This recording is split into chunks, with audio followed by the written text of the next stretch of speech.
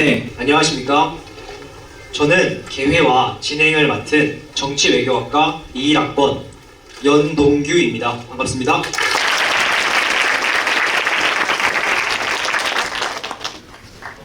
식수는 다음과 같습니다.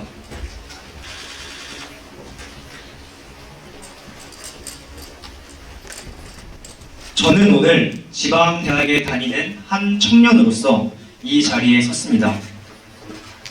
그리고 저는 어제도 내일도 아닌 바로 오늘에 대해 이야기하고자 합니다. 이것은 특정한 정치적 요구가 아닙니다. 우리가 마주한 현실을 있는 그대로 바라보는 진단이며 내일을 향해 나아가기 위한 오늘에 대한 성찰입니다. 행정안전부가 2024년에 실시한 청년의 삶 실태조사에 따르면 만 19세부터 34세까지 청년 1만 5천 가구를 대상으로 한 조사에서 정치에 관심이 있느냐는 질문에 무려 응답자의 72.9%가 관심이 없다고 답했습니다. 오직 27.1%만이 정치에 관심이 있다고 답한 것입니다. 우리는 지금 지독한 정치적 무관심에 마주하고 있습니다. 이렇게 많은 청년들이 정치에 등을 돌리고 있는 것은 단순한 개인의 무관심 때문이 아닐 것입니다. 청년들은 자신이 변화를 만들 수 있다고 생각하지 않습니다. 청년들은 자신을 위한 정책이 논의될 때조차 그 자리에 청년은 없다고 느낍니다. 정부가 아무리 많은 정책을 내놓아도 청년의 시각이라는 가치는 한 발짝씩 뒤로 후퇴하고 있습니다. 선거철이 다가오면 청년을 찾고 선거가 끝나면 청년을 잊어버리는 정치. 우리는 그런 오늘을 살고 있습니다. 준비와 연습이 없는 청년들을 두고 당신들은 무엇을 원하냐? 영혼 없는 질문만을 가득한 것이 오늘의 청년 정책입니다. 중요한 건 신뢰입니다. 더 이상 청년은, 더 이상 시민은 정치를 신뢰하지 못합니다. 신뢰가 없으면 기대도 없습니다. 기대가 없으면 꿈도 없습니다. 꿈이 없는 사회에서 우리가 어떻게 내일을 이야기할 수 있겠습니까? 지금 대한민국이 정체기에 빠진 이유는 우리 사회가 내일에 대한 꿈과 기대를 잊어버렸기 때문입니다. 오늘부터 시작될 경북대 청년 토크쇼, 그 질문에서 시작된 프로젝트입니다. 이 자리에서 우리는 단순히 청년 문제를 해결해달라고 요청하는 것이 아닙니다. 대한민국의 내일을 보여주고 그 내일을 믿을 수 있게, 기대할 수 있게, 꿈꿀 수 있게 하려 합니다. 그래서 우리의 눈앞에서 그 내일을 설명해달라고 할 것입니다. 그 첫 번째는 한동훈 대표님입니다. 흔쾌히 임해주신 한동훈 전 대표님 정말 감사합니다. 우리의 대한민국은 어떤 내일을 가지고 있습니까? 꿈을 꾸지 못하는 우리의 오늘은 어떤 발걸음을 내딛어야 합니까? 이에 대한 한동훈 전 대표님의 대답은 시대를 바꾸자 개헌이었습니다. 우리는 오늘 시대 앞에 비겁해지지 않기 위해 개헌이라는 새로운 세상을 한동훈 대표님께 묻습니다. 이제 한동훈 전 대표님을 모시겠습니다. 큰 박수로 맞이해 주시기 바랍니다.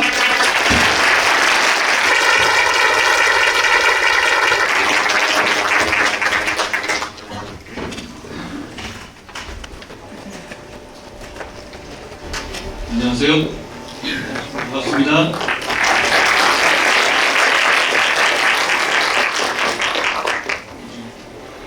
방금 말씀하신 사회자분의 아버지께서 저보다 한 살 어리시더군요. 그럼 우리 제가 여기 오니까 활기를 느끼게 되는 것이 참 좋습니다. 반갑습니다. 저는 국민의힘에서 정치하고 있는 한동훈입니다.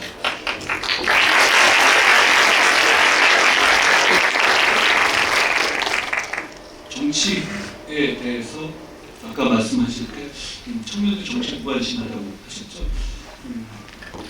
근데 저는 거기에 대해서 꼭 동의하지는 않아요. 진짜 정치에 무관심했던 건 저희 세대예요. 실질적으로 봐도 여러분 세대의 청년 세대의 투표율과 저희가 청년 때 투표율 여러분 훨씬 높습니다. 이런 고민을 하지도 않았고요 당시에. 저는 여러분은 정치를 말고 정치 세력으로 스스로를 규정하고 만들어가고 있다고 생각합니다. 그렇기 때문에 정치인들이 여러분의 눈치를 보는 것, 정치인들의 여러분들의 눈치를 보게 하는 것, 그게 진짜 정치의 출발이고 사실 전부라고 생각합니다.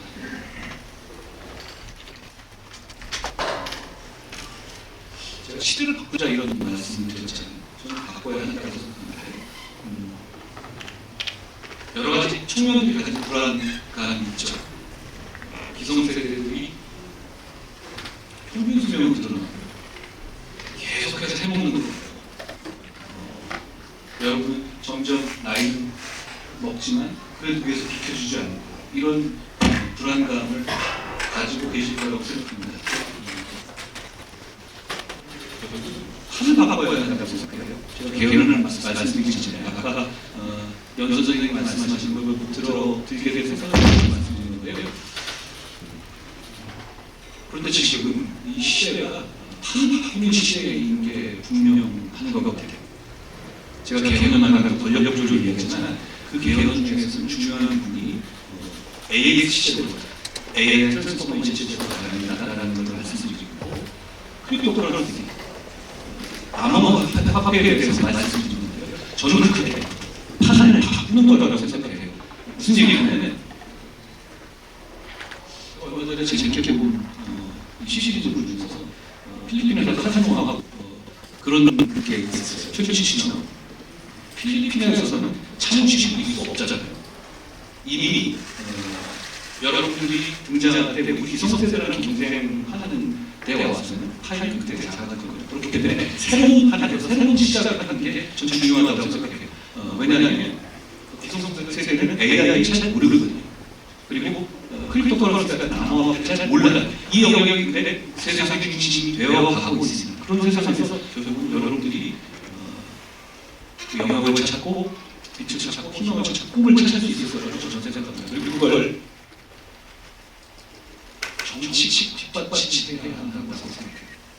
정치에 관심을 가지십시오. 왜냐하면 그러지 않으면 내가 필요한 일이 이렇게 얘기했죠. 정치에 관심을 갖지 않은 사람에 대해서 머리는 후진 사람들한테 지배가 당한 거라고요.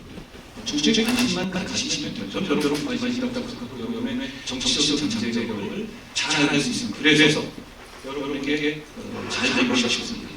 여러분 표표하고 싶은 생각이 모든 정치인들이 어떤 정책을 하기 위해서 여러분들의 지지를 원하는 겁니다. 저는 그런 기반만 되어간다고 생각합니다. 이 정도 말씀드리면서 제가 개헌에서 말씀을 드렸습니다. 시대를 바꾸자라는 이거 관련해서 제가 이렇게 질문을 이런 일이 어떻게 할 수 있는 건 없지 않나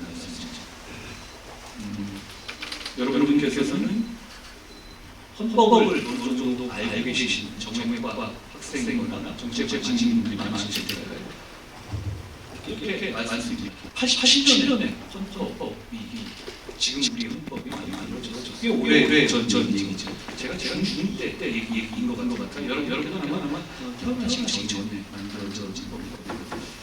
그 87년 헌법은 대단히 위대한 헌법이었어요. 왜 그런가 하면 그 헌법 체제 아래 대한민국이 선지됐잖아요. 그리고 민주주의가 가다가 됐죠. 여러분께서 태어나셨을 때 아마 어느 정도 성장할 때 우리나라는 민주주의가 있고 선진국이었을 겁니다. 그게 우리에 대한 여러분하고 좀 다르죠. 저는 태어났을 때 대한민국 선진국이 아니었어요. 선진국이 어떻게 되고 싶어하는 나라였고 민주주의가 또 아니었어요. 최루탄이 늘 남용했고 인권 침해가 늘 일상적인 그러려니 하는 시대였죠. 그런 시대에 걸쳐 온 세대와 태어났을 때부터 민주주의가 선진국의 나라에서 태어난 여성들은 다를 수밖에 없다는 말씀을 먼저 드렸습니다. 그런데 그 성취를 만들어낸 헌법이라는 말씀을 드린 겁니다. 그런데 이 8.7 분명히 후욕을 다 했습니다. 왜냐하면 8.7법이 우지에게 하는 전제는 절제 정신이었어요. 87년 내내 개혁 헌법에 규정되어 있어서 개혁할 수 있었습니다. 탄핵도 헌법에 규정되어 있어서 그렇지만 지금 우리가 한 5년간처럼 이렇게 쓰인 적은 없습니다. 그동안 있었고 그 당시에는 그동안 싸움은 없었나요? 박터지는 싸움은 있어왔어요. 그렇지만 이 핵폭탄 버튼을 누르지는 않았던 거죠. 서로 간에 절제 정신이 있었던 그런데 지금 시스템에서 지금 상황은 그 절제 정신이 무너져서 한쪽에서 개혁의 버튼을 눌러버리고 한쪽에서는 30번 가까운 탄핵의 버튼을 눌러버리는 거죠. 지금 상황에서는 시스템 부자 개혁하지 않으면 이 싸움이 더 잔인해지고 더 피바람을 불러일으킬 수 없어요. 그러면 단순하게 친구 사이에 피바람이 문제가 아니라 대한민국 사회와 미래 망가지게 됩니다. 그렇기 때문에 개혁이 필요하다고 저는 생각해요.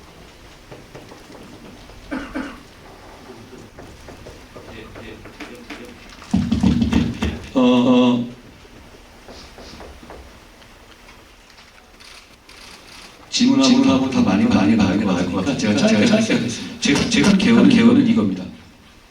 대통령 원안을 일단 대통령이 원안 나누고 하는 체제를 만들어야 하고요. 그리고 한쪽이면 국회를 차지한 다수당도 역시 권한을 만들어야 하는 게 제 생각입니다. 사람이 바뀌어도 시스템 때문에 우리가 갖고 있는 이런 경제를 겪지 않도록 해야 되는 제 생각이에요. 방법론으로 대통령의 4년 주임제를 생각합니다. 4년 주임. 임기를 갖되 한 번에 걸쳐서 다시 할 수 있게 하는 제도이죠.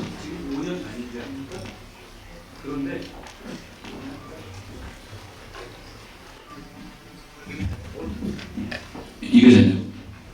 그런데 우리 헌법의 4년 중임제, 그냥 4년 중임제를 써는 안 되고 저는 국회의원의 임기와 대통령 임기를 시작과 끝을 맞춰야 한다고 생각합니다. 그게 되어야 한 4년 정도를 한 정치 세력에 맡겨보는 겁니다. 그리고 그 책임 정치를 통해서 얻은 성과를 가지고 다음에 선거로 한 번 더 심판하는 거죠.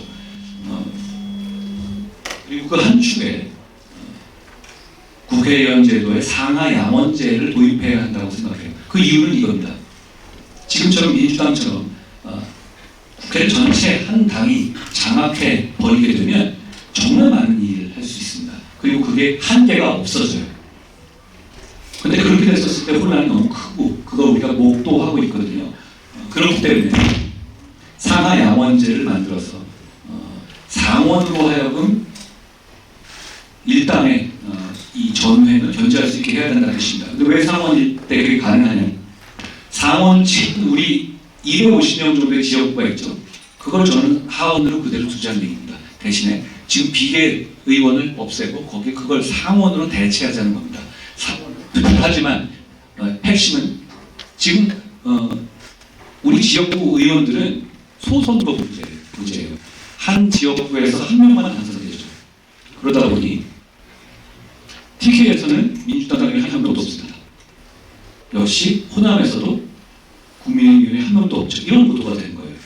대신에 우리가 만들어야 할 상원은 중대선거구제를 만드는 겁니다. 선거구제에서 한 선거구에서 2명 뭐 이렇게 당선시키는 거예요. 그럼 한 당이 어느 지역 전체 상원 전체를 완전히 장악할 수 없게 됩니다.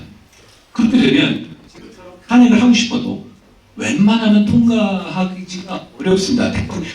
정말 분노하는 사람의 경우 양당의 어느 정도 합치가 이루어질 때 탄핵이 통과되겠죠.